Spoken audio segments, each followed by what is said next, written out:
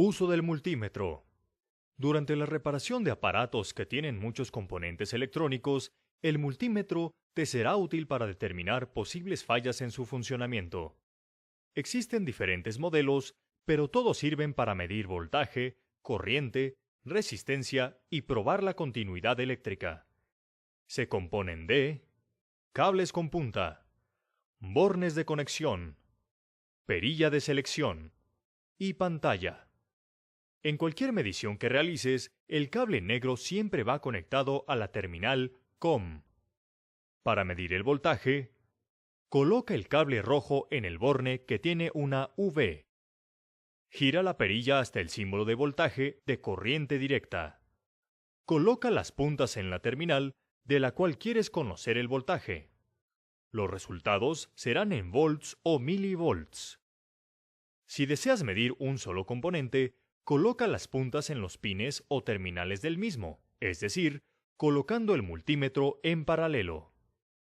Para medir la corriente, el multímetro tiene dos bornes, uno para miliamperes y otro para amperes. La corriente de un aparato electrónico se mide en miliamperes, así que coloca el cable rojo en el borne correspondiente. Gira la perilla en la posición señalizada con MA.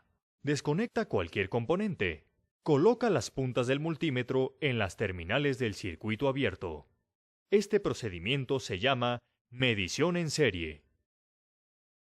Antes de medir la resistencia o comprobar la continuidad, desenergice el circuito.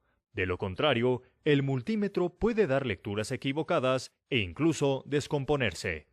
Conecta la punta roja en el borne con el símbolo de ohms. Gira la perilla al símbolo de resistencia. Coloca las puntas en el componente o circuito que vas a medir. La medida de la resistencia aparecerá en ohms, kiloohms o megaohms. Para comprobar continuidad, solo cambia la perilla al símbolo tipo timbre. Si el multímetro marca 1 y emite un pitido, significa que hay continuidad. Si marca 0L y no hace ruido, no la hay. En cada medición, sujeta con firmeza las puntas del multímetro y evita tocar las terminales metálicas con tus manos, ya que puedes alterar la medida o dañar un componente.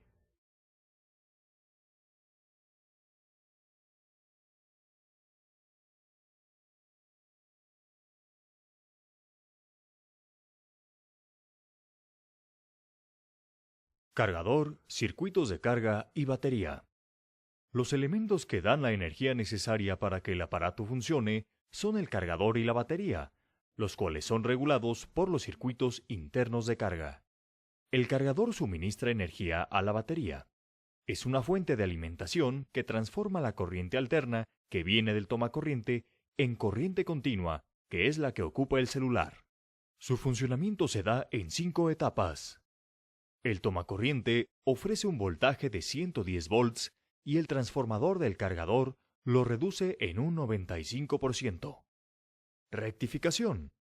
Esto se da a través de diodos que convierten la corriente alterna en continua, dejando que pase en un sentido y bloqueándola en el otro. Filtro. El cargador tiene capacitores que eliminan las posibles perturbaciones en el voltaje. Regulación.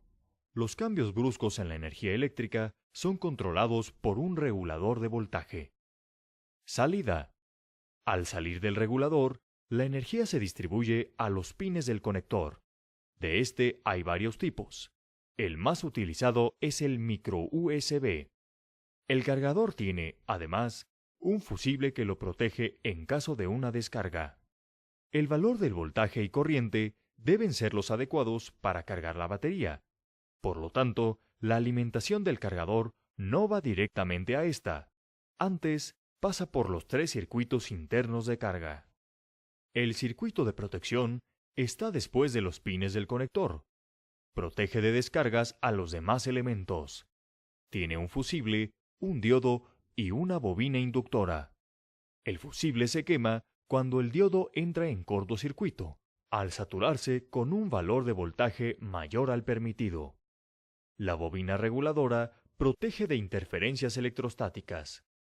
El circuito de control de voltaje es un chip que rectifica y regula la energía eléctrica. Asegura que el valor de alimentación de la batería sea el correcto. El circuito de control de carga es el que informa al microprocesador el nivel de energía que tiene la batería, para que ésta decida si debe iniciar o parar el proceso de alimentación. También indica su temperatura para evitar un sobrecalentamiento. El voltaje que sale de este circuito va directamente a las terminales de la batería. Este componente está bajo la cubierta posterior del aparato. Es la encargada de almacenar y proveer la energía necesaria. Los pines del equipo que van a la batería transmiten la carga al circuito impreso interno para que se distribuya en todos los módulos a través de pistas de cobre o de plomo estaño. La mayoría de las baterías están construidas de litio, el cual es un material que permite almacenar carga eléctrica en poco espacio. Dichas baterías pueden tener una durabilidad de hasta 5 años si se usan correctamente. No se reparan. Si fallan, deben sustituirse. A diferencia de las laptops, un celular o tablet no encenderá si no tiene colocada una batería a pesar de que tenga conectado el cargador.